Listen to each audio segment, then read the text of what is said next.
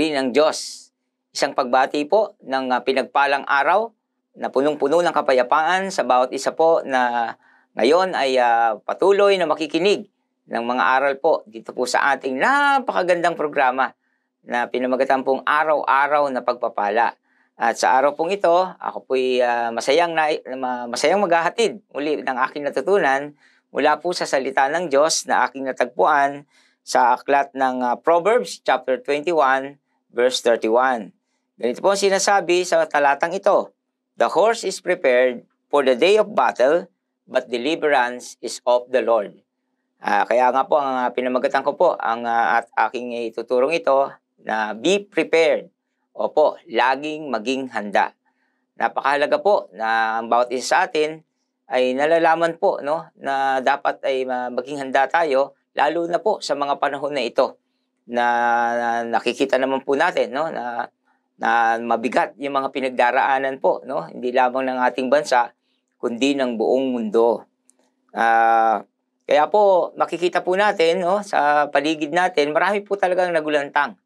Ito pong dumating na pangyayaring ito sa buong mundo. Ito nga po yung tinatawag na pandemya. Ito po ay hindi inaasahan na sakuna na yumanig sa iba't ibang panig ng daigdig. Sadyang may mga pangyayaring hindi may iwasan kung ito'y ipinapahintulot ng Diyos. Po.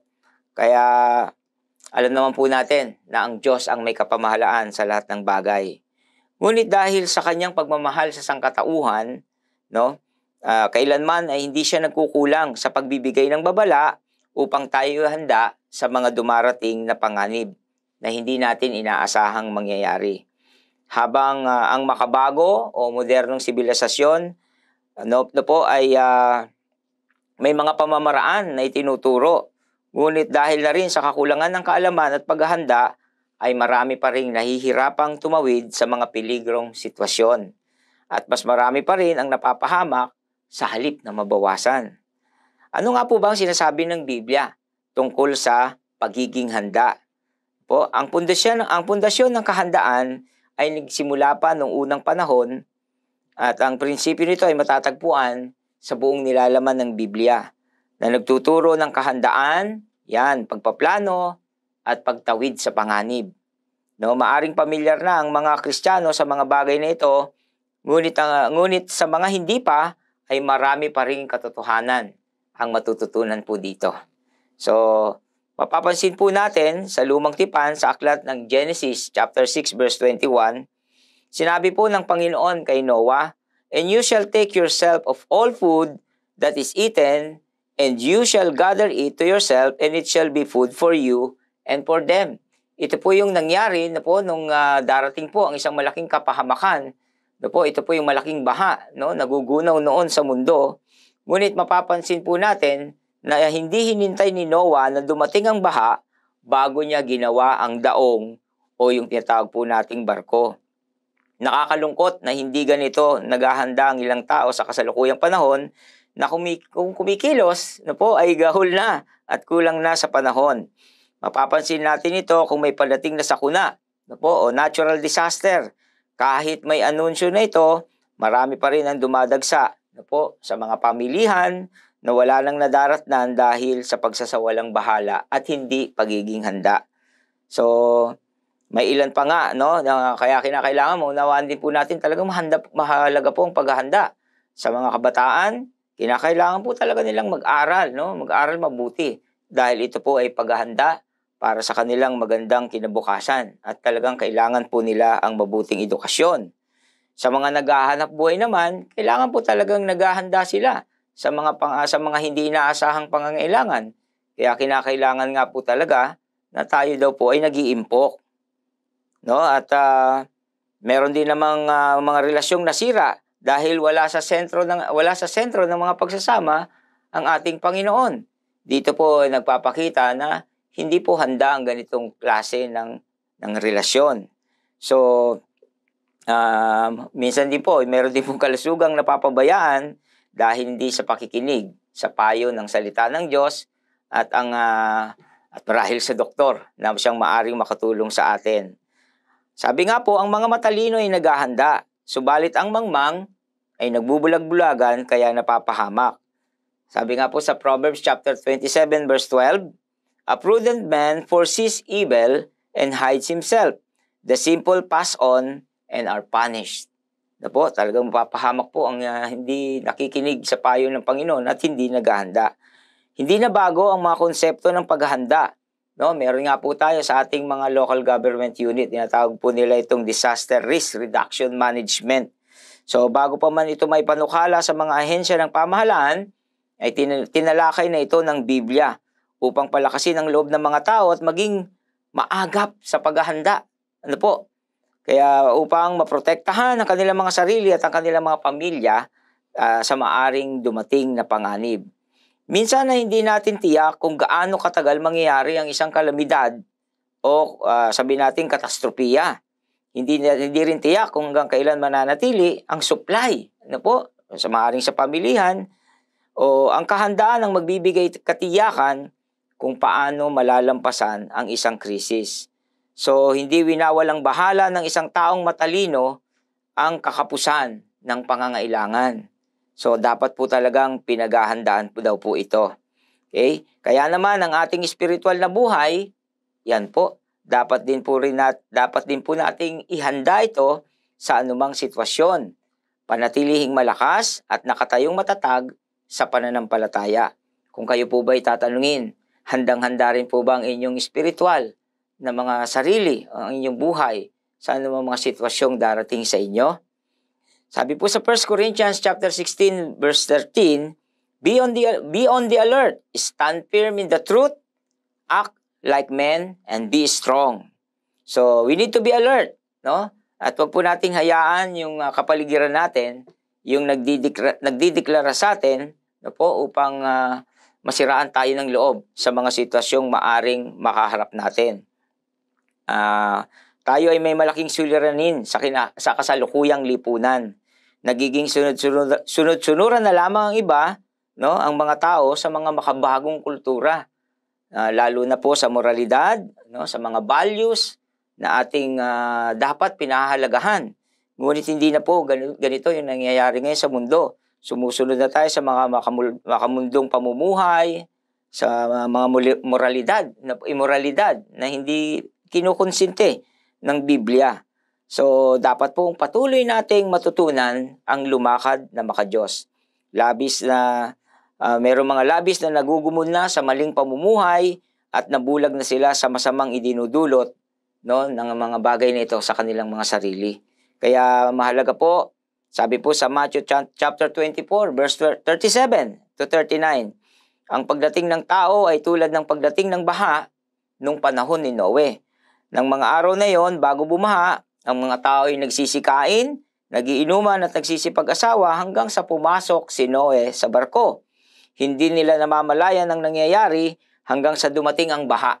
At tinangay silang lahat, gayon din na mangyayari sa pagdating ng anak ng tao. So, kailangan tayong gising at mapagbantay at ipaglaban ang ating kalayaan. Kung tayo napalaya na ng ating Panginoon, ay talagang hindi na po tayo dapat bumalik sa ating mga maling kinamulatan at patuloy na tayong lumakad sa katuwiran ng ating Panginoon. Huwag na nating hayaang nakawin muli sa atin ng kaaway ang ating kalayaan na binigay sa atin ng Panginoon. At ngayon, kung ikaw man ay nasadlak sa isang sitwasyon ng kapahamakan, dahil maaaring hindi ka pa handa nung harapin mo ito, na ang Panginoon ay lagi tayong handang tulungan.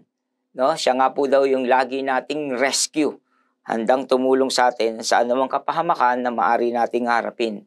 Kaya nga kung tatanungin daw po tayo, no, ay handa po ba tayo ngayon? Kung sakali kung anuman ang maaring dumating na panganib, lalong-lalo na siguro kung tatanungin, handa ka na ba kung darating ngayon ang Panginoon? Apo? So, hindi tayong maaring sumunod na sa daloy ng sanlibutan patungo sa kapahamakan. Kailangan tayong maging alerto dahil ang kasamaan ay nasa paligid lang. Maaring ang ilan ay hindi sang-ayon sa aking paksa ngayon. Nais kong ibahagi ito dahil pagdating sa paghahanda at pagtawid sa krisis, sa aking palagay, ang kaligtasang inialok ng Diyos ang pinakaimportanteng survival topic na maaari nating pag-usapan. Sa bandang huli, kung ang katotohanan ng salita ng Diyos ang dapat sundin, ang kaligtasang hatid ng pagpapatawad sa krus ng Panginoong Hesus ang pinakamahalagang paghahanda patungo sa ligtas na pamumuhay at natatanging daan sa buhay na walang hanggan. Kayo po, handa na ba kayo kung sakaling may kapahamakang darating? So maaring nakakatakot, ngunit kung magtitiwala tayo kay Jesus at ay makakasiguro tayong ligtas tayo sa anumang panahong darating. Maging sa kanyang pagbabalik, tayo po ay tunay na makakalapit sa Panginoon at gaya ng kanyang ipinangako, tayo daw po ay makakasama niya sa buhay na walang hanggan. Kaya sa hapong ito, ayun po yung panawagan sa aking maiksing ibinahagi na ito. Tayo po ba ay handa na? Lalong hindi lamang sa mga pangyayari na maaaring biglaang dumating na sakuna sa ating buhay, kundi higit sa lahat, ang ating mga buhay ba o ang ating buhay espiritual ay handa na rin sa anumang panahon na babalik ang Panginoon o kung tayo man ay babalik na sa Kanya. Kaya ngayong araw na ito, nais ko po kayong anyayahan upang tayo po ay makalapit sa Diyos at nang sa gayon ay magkaroon tayo ng handang paglapit sa Kanya o magkaroon tayo ng kahandaan upang sa anumang oras na may dumating sa ating panganib, tayo ay hindi tayo maguguluhan. Kaya sige po, tayo po ay lalapit sa Kanya sa paraan ng panalangin. Kung hindi nyo pa tinatanggap ang ating Panginoon sa inyong buhay, marahil ito yung pagkakataon. Nagawin po natin ito dahil may pangako po siya. Sa John 14 verse 1, ako'y babalik na sa aking Ama, ngunit huwag kayong mag-alala dahil sa tahanan ng aking Ama ay maraming silid at ako'y paparoon upang ipaghanda kayo. At ako'y babalik upang kayo makasama. Kaya gayon din, sa buhay na ito, may pangako ang Diyos na hindi niya tayo iiwanan sa anumang uri ng panganib. Bagkos sa tulong na kanyang ibibigay sa atin, pati ang paghahanda na itinuturo niya sa atin, hindi tayo mapapahamak. Kaya kung handa na po kayo, sabihin niyo lang po ang maiksing panalangin ito. Sabihin po natin sa Kanya, dakilang Diyos. Ulitin po natin ang aking sinasabi. Sa sandaling ito, ako po'y lumalapit sa inyo, nagpapakumbabang loob, at kinikilala ko ang aking sarili na isang makasalanan. Lagi ko pong sinusunod ay ang gusto kong mangyari at hindi ko sinusunod ang inyong kalooban. Kaya sandaling ito, humingi po ako ng kapatawaran, Panginoon, sa lahat ng aking makasalanan at ako po'y nananampalataya na ang ginawa ni Jesus sa krus ng Kalbaryo na ibinigay niya ang kanyang sarili. Siya ipinako, namatay, ngunit siya'y nabuhay na muli. Salamat, Panginoon, dahil sa ginawa mong ito, ako po ngayon ay may katiyakang kaligtasan, Panginoon, dahil tinubos mo ako sa lahat ng aking mga kasalanan. Kaya mula sa araw na ito, Panginoon, ako po'y laging makikinig sa iyo. Hayaan mo, Panginoon, ang iyong banal na espiritu, ang patuloy na gumabay sa akin, at patuloy akong samahang maging handa lagi sa buhay na ito at sa buhay na darating. Kaya pinupuri kita at pinasasalamatan, O Diyos, sa kaligtasang ito, sa pangalan ni Jesus. Amen. So kung ginawa niyo po ang panalangin yan, hayaan niyo po na may panalangin ko po kayo sa sandaling panahon. Ama, sa pangalan ni Jesus, salamat po sa buhay po ng aking mga kapatiran na ngayon, Panginoon, ay nagpasya na tanggapin ka sa kanilang mga buhay dahil tunay nga ikaw lamang ang tanging daan, ang katotohanan at ang buhay. Hindi po kami makakapaghanda sa aming mga sarili kung may darating na panganib kung wala ka sa aming buhay. Dahil kung kami hiwalay sa iyo, wala po kaming magagawa. Kaya ngayong araw na ito, Panginoon, salamat po at kayo ang patuloy na magpapala at papatnubay sa kanila, O Diyos, ang banal na dugo ni Jesucristo ang patuloy ko pinapahid sa buhay ng bawat isa. At ito'y magiging tanda na walang anumang pakana ng kaaway ang magtatagumpay laban sa kanila. Salamat po, O Diyos, sa patuloy na pagbuhos ng iyong pagpapala sa kanilang mga buhay, kalakip na ang kapayapaan, Panginoon, at gayon din, O Diyos, ang matagumpay na buhay. Dinideklara ko po ang lahat ng ito na may papurit pasasalamat sa tanging pangalan ng Panginoong Hesus. Ito po ang aking dalangin. Tayo pong lahat magsabi ng Amen. Maraming salamat po sa inyong pakikinig. Hanggang sa susunod pong muli. God bless po!